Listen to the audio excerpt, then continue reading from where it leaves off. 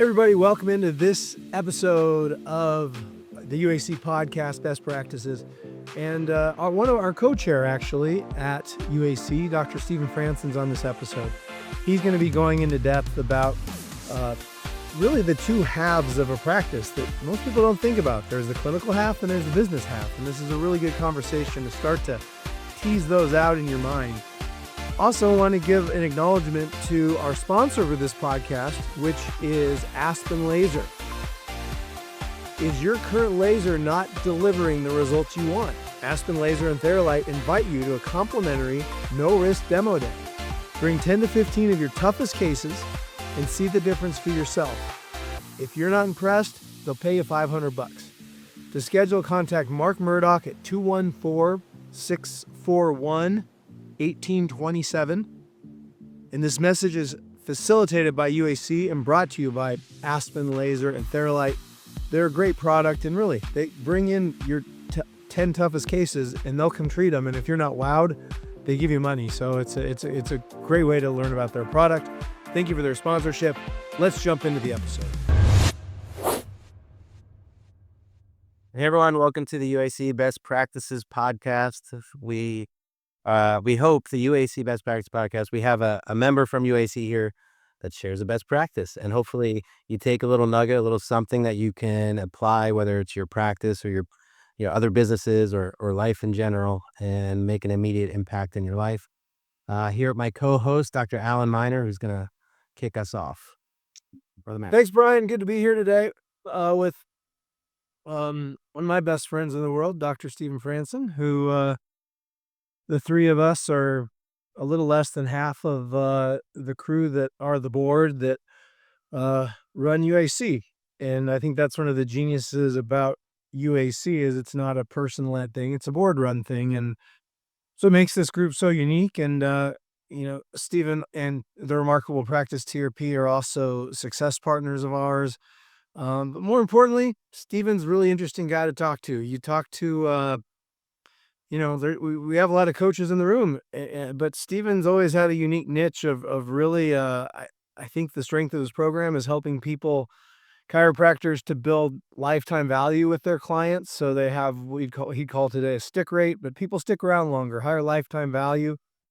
I first met him 20 years ago, and I was bragging about how many new patients I got a month, and he was bragging about how many stuck around after a year care plan. And my rookie years knew right away, that's a lot smarter way to do it than what I do. How you doing, man? What have you been working on? Oh man, I was already having a great day, but it just got better with you guys. So excited to be here. Always a privilege to talk to chiropractors, but I know who I'm talking to. So excited for our conversation today. So where's the Remarkable Practice at these days? This is the Best Practice podcast.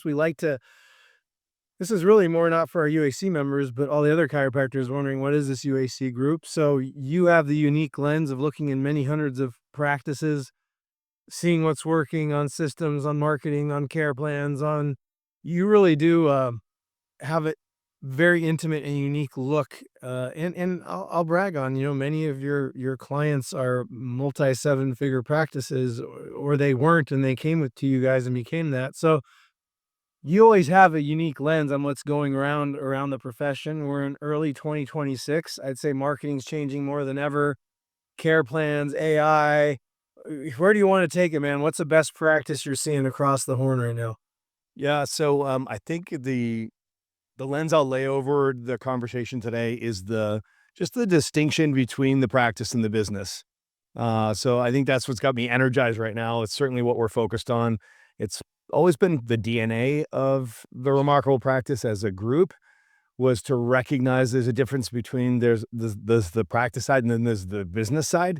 And there's a real distinction between those, right? So the practice is the clinical entity that exists to deliver healthcare for the patients, right? And the business is the economic engine that exists to drive productivity in the form of revenue and profitability for the owners and the investors and the team. So just laying that lens over chiropractic, it's the two-sided coin.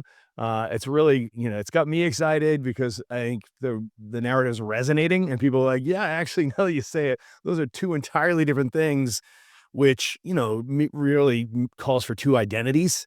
Like if you're a practice owner, you've got to be able to put your business hat on. You got to put your practice hat on. I went to Life University, and Dr. Sid, God rest his soul, was always like you've got the care hand and the money hand, right? So he was always very clear to draw the difference between those two. I think it's been a while since that distinction has been made in the modern marketplace. So we started really talking it through last year, and it's stuck. So we've actually we've restructured our live events. One of them is the Remarkable Business Immersion, the other is the Remarkable Practice Immersion. So we're literally going to have two entirely distinct events highlighting the difference between the two.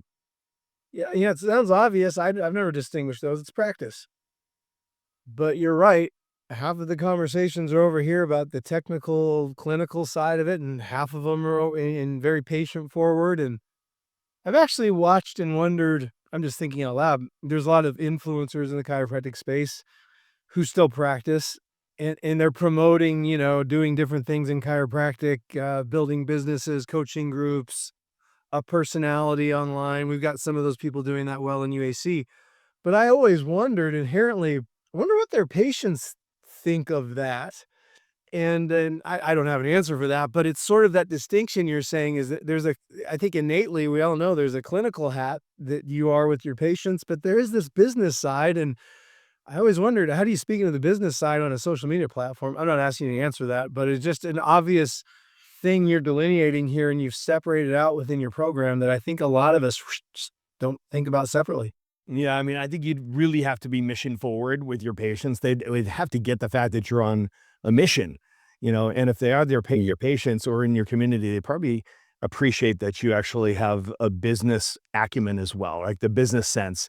And we always say no money, no mission, right? So it's like those two things aren't, I think it's always been sort of this Sophie's choice in chiropractic. It's like you either have to be focused on the clinical caring, driving great outcomes through awesome chiropractic care, or you're in it for the business and you're all about the money and the metrics and the numbers. And really, I think that's been a serious limiting belief in chiropractic. It's kind of kept us stuck where we are. I'd make the argument that there's too many practices out there that might be a healthy practice, but an unhealthy business. We all know the healthy businesses out there that are not really healthy practices. And unfortunately, there's just too many unhealthy practices that are also unhealthy businesses. I'd suggest that you have to be both to reach your potential. You have to have a healthy business, and you have to have a healthy practice to reach your potential. Yep, and I think you've been the best that I've seen that's able to kind of break that down into something that's actually digestible, as far as the information, the content, the training. Having been to your events, read your stuff, listened to you forever, it's an art what you've done, and there's always the other side too, where it's just being a good chiropractor, like the technique of it all. It's just a whole nother thing. I think it's really, I don't think chiropractors give themselves enough credit for the fact that what we actually pull off, or have pulled off in practice, where you're delivering, you're like, if you can think of like a surgeon that also has to, you know, completely market his own business or her own business, where, you're not just hanging a shingle on the wall and patients are coming, or getting in network and patients are coming and getting referrals from, your orthos and your neuros and all that stuff. It's everything is on you. So running the business of the practice with all your SOPs, running a business, and then also being a great caregiver is a it's a tight It is exam. impressive. I've always said that if you meet a successful chiropractor, hire him if you can. He or she is going to be a genius. It's really the way I illustrate this to students. I have an opportunity to speak to on campus at a lot of the schools. I'll be like, you got to understand that you got 3 hats waiting for you. You don't have to wear them all, right? But if you want to be a practice owner, a business owner, there's 3 hats waiting for you, right? So the one hat is the one, they're in school right now and they're learning how to be a DC, right? So learning the doctoring, right? So learning how to do a consultation, do an examination, right? Do an analysis and be able to adjust people, case management. That's the doctoring piece. That's an identity, and it's a knowledge base. It's a skill set, right? So that is one of your hats, right? So, and then you might find yourself in practice. And if you own that practice, you might have just backed into being a business owner, right? So now you like all of a sudden find out, wow, I need to learn how to be an operator as well. And that's that owner operator role of like, man, not only do I need to know how to be a doctor, I need to know how to be an operator, which means I need to learn my systems of, attraction, conversion, retention, team building, collections. That's a new identity. That's a whole nother knowledge base. It's a whole nother skill set, right? That you do have to learn. And then if you've been in this long enough and if you've experienced enough pain, you recognize, well, hold on, there's a third hat, and that's being a business owner, right? So, and a business owner is an entirely different identity, a different knowledge base, it's another skill set. Now you're talking about marketing, sales, delivery, people, and money, right? So it's just like there are three hats waiting for every chiropractor. So if you meet a successful one that's doing all three, hire him if you can. I'm curious, what is the successful practices? Because you got people that are passionate usually about one of those things, not necessarily all three of those things, right? You see people who are real passionate about the care part of it, right? And then, like you said, all of a sudden they realize, holy crap, there's a lot more to doing this, this profession and making a good living. Who are the most successful? Is it the people, and maybe it's all, there's a flavor of each one of them, but who's the most successful, do you say in building a practice, a business? Is it the people that start out passionate about the chiropractic and are on fire every day regardless? Or is it people that are more passionate about the business side? Or wh- what do you see? And maybe you can I'll, gi- evolve it. Yeah. I'll give you a two-part answer on that. So, number one, it's not for me to define success. Like whatever success, it's a very highly personal thing. So whoever are the most quote unquote successful, there's a lot of metrics we could argue indicate success, right? So I know what you're asking. I'm not trying to avoid the question, but there's plenty of quote unquote big practices out there that are quote unquote busy or quote unquote make a lot of money or make a lot of profit. There's so many layers to this. There's a lot of great practices out there that make a lot of impact and really change people's trajectory and their health and really get great outcomes. There's plenty of just brilliant clinicians that are hopeless business people, right? So there's all flavors out there.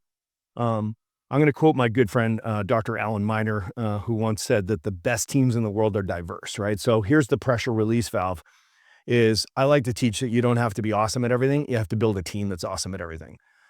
If you yourself are that passionate, mad scientist chiropractor who's like hardcore clinician and just loves the care, but is wise enough, like know yourself enough to know it's like, yeah, you know what? The business side drains my energy. That's not my zone of genius.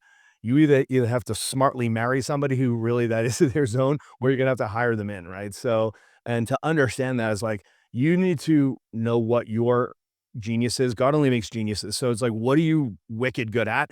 And you would spend all your time doing it would just energize you, and you probably suck at everything else because it drains the energy out of you. You need to know that and hire that in, bring that in, and create just a remarkable team around you. Steve, where do you start somebody? Let's say that somebody comes to you in your team and they've got one of those three identities and they know that the weakness is, and let's just say, because I've been around your room, I'm going to say they showed up with a strong clinical identity. Okay. So they've got their technique. They're really lost. Where do you start?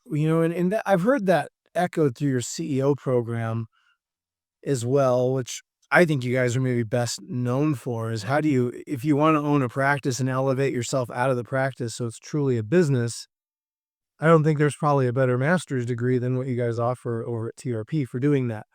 And the systems and the chiropractic operating system that you guys teach and teach from. But I've heard you say many times, identity is a big part of that. It is an identity shift. And I hear that I have to tease out that's probably the same thing here. People show up. I'm the best Gonstead, torque release, network, PI, whatever the thing is, chiropediatric chiropractor. But man, my business isn't doing what I want it to do. I don't even know where to start. And I know from our conversations, identity is a great starting point there. But how can you talk a little bit like where does somebody even sure, and of course the obvious thing is they consider hiring you guys at TRP, but just from a practical standpoint, where do they even start to learn, go down that path? Where do you guys start them when they come into your program? Well, I mean, it's a great question. Once again, everyone limps into the room, Al. It's like everyone's limping into the room. This is like, what is missing, in essence, or, what is what we call constraint in their business, right? So we have an assessment process that really quickly exposes where the constraints are, which is good news, right? Because we don't waste time. We can identify right away, like, what's the potential? What's the opportunity for growth here? And once you figure out what the constraints are, then you can put together just a plan of action. So we consider this an ascension when you're talking about identity. So, let's use the scenario that I think is probably most typical, which is somebody's a passionate chiropractor who has a knack for business. They built a successful practice, but that practice is more of a job than it is a business, right? So that's the classic example, right? So they're a successful owner operator. So they own a job, right? So what they want to do is they say, oh, I want to scale. Most people don't know what that means, right? So I can tell you scalability means you can give more, love more, serve more, make a bigger impact and make a bigger income, right? And everything doesn't have to be done by you, right? So that in essence means that you operationalize the business, right? So you create systems, right? So your systems, like I said, attraction, conversion, retention, team building, collections. You create those systems so now you can delegate, right? So you hire people, you can delegate, you create reporting systems, meeting rhythms, and accountability, and you incentivize people, right? That's creating scale, and the fruit of scalability is productivity, right? So you can do more. What people really, really want is durability, right? So durability is when you can give more, love more, serve more, make a bigger impact, make a bigger income, even in your absence. So it suggests you can get a handle on your schedule, get home for dinner time, bath time, bedtime. You can get your weekends back, right? You can maybe take a vacation without closing the practice, right? So most expensive vacations you'll ever take are the ones that you don't take. The second most expensive ones are the ones that you have to shut the practice down and your business down to go on vacation. That's all wicked expensive, right? So durability creates what's called optionality. Everybody wants optionality, which means you have a choice. You have options. What's the highest and best use of my time, right? That's durability. The fruit of durability is optionality and time freedom. So you said something that I'm not trying to correct you, but it's just a misunderstanding that a lot of people have, which is how do you make the ascension from owner operator to CEO so that you can sort of ascend your way out of practice? Now, that might be the definition of success for some people. Like their idea is I want to get off the tables, off the tools, as they say in Australia. I want to get off the tables and I want to be the CEO who functions on an executive level and work my way out of patient care. That might be true for a lot of people. Like that's what they're trying to accomplish.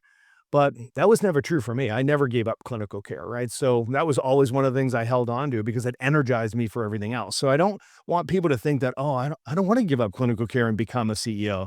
No, when you become a CEO, you gain optionality, which means you get to choose what's the highest and best use of my time, right? So that's a really, really important distinction.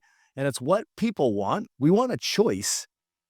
That's the number one thing people are seeking, but they don't articulate it that way. You're looking for optionality. So it's about creating great systems, building an awesome team around you, which includes your associate doctors. And then you can make that ascension to CEO once you have reporting systems and meeting rhythms. Reporting systems give you visibility, right? And the meeting rhythms create the most important factor that nobody can get their hands around, which is accountability, right? And accountability is what takes motion and turns it into movement. So, Stephen, I have a quick pivot as we start to wrap things up. Back to what I started, and I'm going to hold your feet to the fire to just picking one thing, which I know will be difficult. But in today's world of chiropractic, the most successful clinics you're seeing, is there a theme, a red thread, as you call it, that you can see consistently? This is what the top performing practices are seem to be focused on or putting their energy towards right now? Yeah, I mean, I'm going to go to one of my favorite words, which is accountability, right? So that's the thing that makes all the difference. Like accountability is the essence for scalability, durability, optionality, all of it. It's like you've got to be able to delegate and trust people to do the work, trust but verify, right? So you got to be able to hold them accountable, right? So at the end of the day, that implies that you use data, right? You run a data-driven business. Like, so you either run your business on data or you run it on instinct, right? So if you run it on data, you have a business. If you run it on instinct, you have a job, right? So because you can't delegate things you don't measure, right? You certainly can't manage things you don't measure, and you can't master things that you don't measure. So, well, for a lot of chiropractors, they really struggle with using data to run their business, and they just use these great instincts that they have. They've got a good gut. We're entrepreneurial, so we have a good gut. But a remarkable CEO is one part gut, two parts data. Like you've got to have the data. So now you can delegate and you can train people, you can trust people, and then you can hold them accountable because you can be objective, right? So you don't want to be able to, you don't want to delegate anything to anyone that's not measurable because you are guaranteed to have drama, right? So, I like to say high data, low drama, low data, high drama, right? So you're going to end up with that inverse relationship. Accountability is my answer. So So the Stephen, the the sep- yeah, sorry, Brian, go ahead.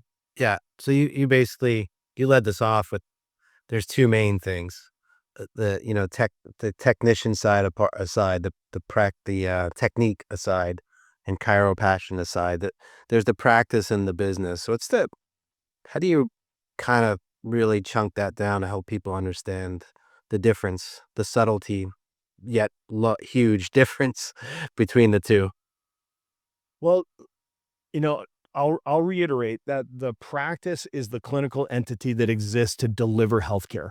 So that's all patient facing, right? So to deliver a better health experience and better health outcomes for the patient, right? So that's your day one, two, three, four, right? So it's like that's your patient process, your operations. That's the practice.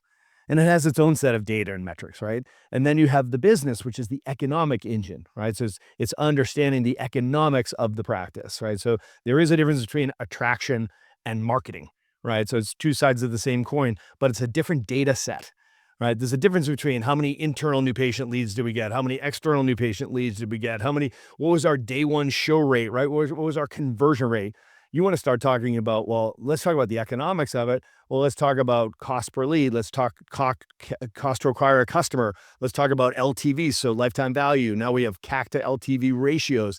That's all the economics to know whether the business is healthy, like an HRV for the business. You have to look at the economics and say, this is actually on target and we are a healthy business. I'm getting a great ROI. So now you can market, with confidence and be bold and have peace of mind, right? And do it with what we call business intelligence, right? So most people are wildly underinvesting in their marketing because they don't have the confidence to spend what they should be spending to even be in the game. So it's a double whammy. The money that you're spending is a waste and you're not spending enough to even be in the game and you don't know what to measure, how to measure it, or what the standards are for like, what should I expect for return? It's like the collision of dysfunctional systems. So they're just completely choking off the growth of their business simply because they don't know what to measure or how to measure it. So Stephen, last two questions. First, people like what they hear. I think you got an event coming up, or is that how do people find you? Where do you want to point people to? Yeah, I'd love for you to follow me on Instagram. So if you like this conversation, just follow me, Dr. Stephen Franson, on Instagram. I have tons of coaching content and conversation going on there on Instagram. Our podcast, we have the Remarkable CEO podcast. I do that with Dr. Pete Camiolo, where it's 7 years. We've been putting out great content every Tuesday. So the Remarkable CEO podcast. And you mentioned our event. We've got an awesome event coming up in Phoenix, which is, I don't know if this is going to air by then, but it's the 5th, 6th, and 7th of March in Phoenix. But then we're going to go on and teach that same immersion in Australia. So if anybody wants to fly over with me, go to Brisbane. If you're listening to this in the Southern Hemisphere, we'll be there the 19th, 20th, and 21st in Brisbane, Australia. And we'll be covering everything I discussed in detail, so you know exactly how to do it. And I also, I would love to give a gift of a training because accountability is the secret. This is the key. So we created an awesome tool that we use. It's my favorite tool to coach by. So I'm going to give that away to the listeners. There's a 45-minute training I did with the tool. So you're going to get the tool, you're going to get the training, you can watch it with your team, you can use it. And this is how you create accountability in your business. And again, accountability is that secret that takes motion, busyness, and turn it into movement, which is productivity. Perfect. And last question, Stephen. UAC, what's it meant for you to be a part of this group for, I think we've been in this about the same time, 15 years or so? How come? Man, it's really hard for me to find a more aligned group of world changers, of chiropractors and people in the chiropractic ecosystem. So love UAC. It's my peer group. The 4 pillars represent why I'm in UAC, right? So number one, I love that it's a purpose-driven organization, right? I love that it's mission-driven, purpose-driven, and we're all aligned that way. Number two, the entrepreneurial spirit. I just love, being in a room where everybody is so generous and sharing all their insights and inside information and just being connected to anything I need is in that room, which is incredible. The efficiency of that is just extraordinary. It's meant millions to our businesses, which I can't say enough about. And then my family, like it's a family friendly environment. We not only just allow spouses and children to join, we encourage it. We want them there. Like my kids have grown up in UAC. Their best friends are UAC kids. And then fun, just like everybody in that room loves to have a blast. So when you have awesome people in an awesome environment, you're just going to have an awesome time. So it's a way for my family to force the function of spending time together and to make sure that we're around other like-minded people like you two studs. I'll take all the time I can get with you guys. We love you, Stephen. Well done, man. Thanks for coming on, brother. Love you guys.